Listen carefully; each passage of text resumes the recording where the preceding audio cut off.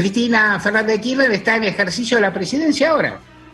Lo marcaba la Constitución, pero vamos a hacer un intento a ver si nos guiñan de los medios dominantes, si nos ponemos a la altura, qué sé yo. Es una vergüenza. ¿Cómo puede ser que Cristina asuma? ¡Qué barbaridad que asuma! ¿Por qué no hacer una jugada de consenso? ¿Por qué no renunció ella cuando Alberto Fernández se fue de viaje y le ofrecieron a Fernando Iglesias una figura de conciliación? A Fernando Iglesias, por ejemplo, una presidencia de consenso. O a figuras tan amigables, o a figuras tan descollantes como a Laura Alonso. ¿Por qué no? Porque le cabe, porque es el rol de quien es vicepresidente ocupar el cargo en algún momento. ¿Qué hizo Cristina en estos días? Casi nada. ¿Cuánto se dejó ver? Nadita. Lo hizo a propósito. No quiero arriesgar demasiado, porque todavía falta un día de gira y reunión con la titular del Fondo Monetario, Kristalina Georgieva, pero toda la impresión que tiene uno es que no va a hacer nada, que no se va a dejar ver porque va a cuidar, aunque parezca mentira, la institución presidencial y la imagen de Alberto Fernández. Permitime que te cuente, y después vuelvo con estos escándalos y a contarte las cosas que podían haber pasado. Porque, ojo, tal vez Cristina no lo pudo, pero estuvo a punto de dictar un decreto transformando a la Argentina en Venezuela. A punto. Un día Cristina estuvo a punto de decir, Argentina es Venezuela, DNU de Cristina Fernández de Kirchner.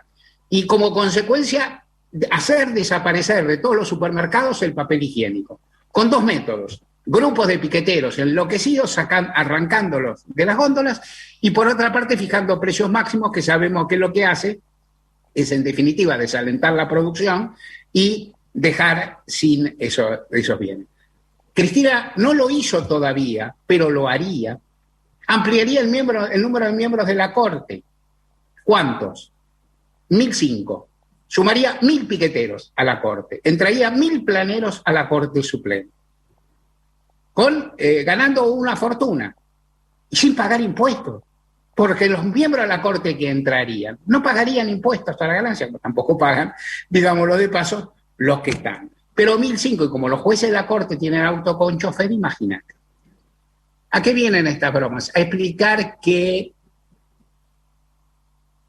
al decir algo, a recorrer la relación entre los presidentes y los vices, que tiene sus bemoles en la Argentina, a contarte algunas anécdotas de Palacio y a imaginar algunas otras, y a volver sobre algo que también va a rondar el tema de Martín, que es muy difícil sostener una coalición en general, que es muy difícil sostener una coalición en un estadio sin precedentes, con una figura tan potente como Cristina Fernández de Kirchner, y que en realidad, si se mira desde la comparación histórica, la relación entre el presidente y la vice va más bien que mal, se sostiene bastante. Miremos para atrás. ¿Qué tal se llevaba Alfonsín con Víctor Martínez? Memorias que tengo de una etapa en la que yo no era periodista, o sea, no conozco nada de Palacio de esa etapa, nada. Alguna vez lo conocí al presidente Alfonsín, años después le pregunté a Víctor Martínez, se sonreía, hablaba igual que Ricardo Alfonsín, que recién escuché en un audio en el informativo, en las noticias de Radio Nacional, y me dispensó una sonrisa y no dijo nada, porque no era partidario de hablar mal, así, en pasado de nadie, pero nunca lo quiso, se llevaron pésimo. En algún momento dejaron de tratarse. Menem y Duhalde no alcanzaron a pelearse porque Duhalde se fue a la gobernación, a buscar la gobernación de la provincia de Buenos Aires en 1991. Se hizo fórmula, tuvo nada más que 2 años. Ahí empezó el conflicto, porque Duhalde se fue en ese momento con la sana idea de ser candidato a presidente del 95 porque no había reelección y él iba a ser gobernador de la provincia de Buenos Aires. Menem le birló eso, en acuerdo con Alfonsín, el pacto de Olivos, lo dejaron de garpe, y Duhalde en 1999 lo intentó con escasa fortuna, se llevaba mal. Luego Menem llegó a Rucauf. Alguna anécdota de Palacio conozco de Rucauf, hasta un punto, te las cuento y la otra la estiramos. Menem llevaba pésimo con Rucauf y uno podría decir, y no era culpa de Menem. Rucauf fue una de las figuras más antipáticas y chocantes del sistema político argentino y una de las menos confiables, diría yo, y es mucho señalar. ¿Qué hacía Rucauf, vicepresidente, cuando Menem se iba de viaje, de gira o demás? Se instalaba en el despacho de Menem. El vice tiene algún despacho en la Casa Rosada, como es lógico, tiene en el Senado y en la Casa Rosada. Cristina no va a la Casa Rosada, al despacho, son momentos peculiares, pero no va. Rucau sí iba, e iba al despacho de Menem y se ocupaba ahí. E incluso cuentan, vos lo viste, Weinfeld, no, pero me lo contaron gente muy cercana.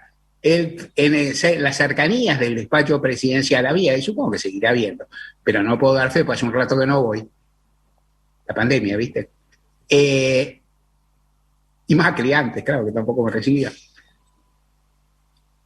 Había una habitación, tenía un dormitorio, el presidente un cuarto no muy grande donde podía dormir la siesta, cosa que para un hombre de La Rioja como Carlos Menem era sagrada. Entonces cuentan que Rucauf atendía en el despacho de Menem. Me consta, y eso sí lo puedo decir porque lo vi, lo sé, que por ejemplo atendía periodistas en el despacho de Menem. O sea, Menem se iba de viaje, como se fue Alberto Fernández ahora, y Alberto Fernández daba off en el despacho de Menem y recibía a muchos periodistas. De eso puedo dar fe, porque no traiciono demasiado, digo, me tocó alguna vez. Lo de si dormía en la camita no lo puedo saber. Cuentan en Palacio, qué sé yo, pues lo creo, sí, propendo a creerlo, pero no lo vi, no puedo dar certeza, que Menem le mandó cambiar la llave del cuartito, por lo menos, y le pidió a los empleados de la Casa Rosada que no lo dejaran entrar al despacho, arropado, que ocupara su despacho. Se llevaban pésimo. Chacho Álvarez fue muy prudente en el manejo de esas situaciones, nunca iba a la Casa de Gobierno a ocupar lugar, atendía francamente en el Senado, donde estaba, pero terminó no peleado con De la Rúa, sino peleadísimo. Era igual esa coalición que esta para nada, toda vez que era la coalición entre dos fuerzas diferentes, que se juntaron para esa sola ocasión, y equilibraron una interna, cosa que en general se olvida, en la cual el radicalismo ganó por goleada. Entonces, en esa interna, el sector de Chacho Álvarez fue derrotado lejos. Eso tuvo un impacto. Y en realidad la persona que estaba destinada, medio por acuerdos, a ser la candidata a vicepresidenta, que era Graciela Fernández Mejide, que era la candidata vencida por lo de la Rúa en las internas, no quiso. Quiso ser candidata a gobernadora de la provincia de Buenos Aires, lo fue y fue derrotada por el bueno de Rucauf. Álvarez entonces no iba, no generaba ese resquemor, pero se producían algunos otros. Muchos. Daniel Scioli, durante el gobierno de Néstor Kirchner, recibía en general al principio embajadores, miraba las cartas credenciales. ¿Le molestaba esto a Kirchner? No, porque a Kirchner esas cosas lo aburrían, eran trámites, avanzaban y Scioli, que es un hombre en general muy sociable, se daba un gusto y avanzaba. Una vez hizo declaraciones sobre aumentos de tarifas, sobre la necesidad de aumentar tarifas y no decretar la emergencia. Kirchner montó en cólera, le quitó una cantidad de cargos aliados de Scioli en el gobierno y vivió Scioli frisado durante bastante tiempo. Scioli, por cierto, es una figura de muy buen trato, en general es una figura que sabe, que lleva a reconciliaciones y demás. Se llegó en algún momento a la reconciliación, pero tomó su tiempo. ¿Qué estoy diciendo con esto? Son difíciles. Las relaciones entre presidente y vice son difíciles. Las relaciones entre coaliciones. En este momento, la relación, por supuesto, hay, y Martín nos va a traer una, y la va a detallar, y vamos a hablar de eso. Hay discusiones dentro de la coalición de gobierno. Algunas se zanjan muy bien, como ya te dije que ocurrió con aporte solidario a grandes fortunas. Otras están tensas, como la que separa, por así decir, al ministro Guzmán y al subsecretario Basualdo, y otras se van tramitando también con visiones distintas. Que haya visiones distintas es válido, es deseable.